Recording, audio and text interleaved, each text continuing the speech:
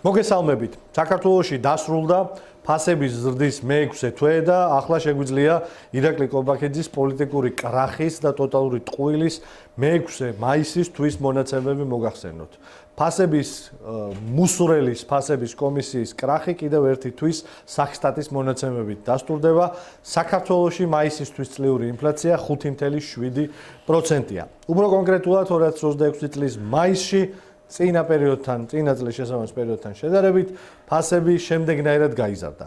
დიზელის საწვავი გაძვირდა 48%-ით, ბენზინი გაძვირდა 26.34%-ით, თევზეული გაძვირდა 20.9%-ით, ხორცი გაძვირდა 10.1%-ით, პური და პურპროდუქტი გაძვირდა 7%-ით, ხილი გაძვირდა 6.5%-ით და ზეთი გაძვირდა 6.1%-ით.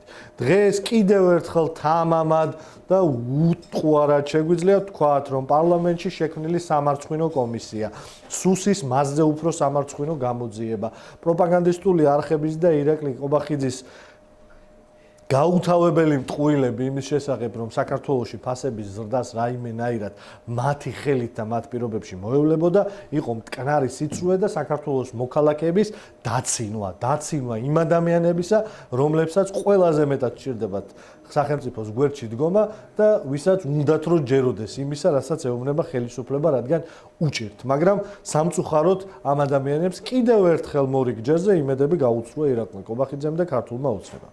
ლელო ძლიერი საქართველო უკვე თრეებია ამბობს, მას შემდეგ რაც ბაზარზე სავალალო ვითარებაა საწვავთან დაკავშირებით, რომ საჭიროა სახელმწიფომ მიიღოს დროებითი ღონისძიებები. კერძოდ გაუქმდეს ან შემცირდეს ბენზინზე აქციზის გადასახადი იმისათვის, რომ ბენზინის ფასი რაღაცა თვალსაზრისით იქნას დაჭერილი. შეგახსენებთ, რომ ქართულმა ოცნებამ 2017 წელს ეს აქციზის გადასახადი გააორმაგა. იმ დაპირებით 2012 წელს, რომ აქციზ მთლიანად რომ ბენზინის საწვავს გაიაფებდა, ბენზინის გადასახადს გაიაფებდა.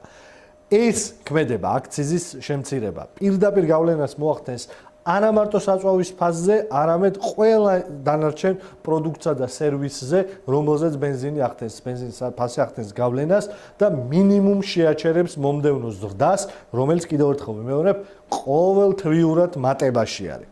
საქართველოს მაღალი ინფლაციის პირობებში შეგახსენებთ, რომ 2026 წლის ბიუჯეტში საქართველოს მთავრობამ, რომელსაც ხელმძღვანელობს ამხანაგი კობახიძე, 20 ლარით გაუზარდა პენსია პენსიონერებს და 1000-ობით ლარით გაიზარდათ ხელფასი ჩინოვნიკებს. ეს მთავრობა, რომელიც ლაპარაკობს ხალხის სამსახურში ყოფნაზე, ემსახურება მხოლოდ თავის ჩინოვნიკებს. საქართველოს მოქალაქეები, პენსიონერები იქნებიან ისინი თუ არა პენსიონერები, ყოველ თვე და მაისის თვეშიც აკეთებდნენ არჩევანს საკვების შეძენასა, მედიკამენტების შეძენას და კომუნალური გადასახადების გადახდას შორის, რადგან სამივეს ისინი ვერ ახერხებენ. ქართველი პენსიონერები თავისი პენსიით მხოლოდ 20%-ს ხარჯავენ იმ ხარჯებისა, რომელიც სტანდარტულად მათ აქვთ.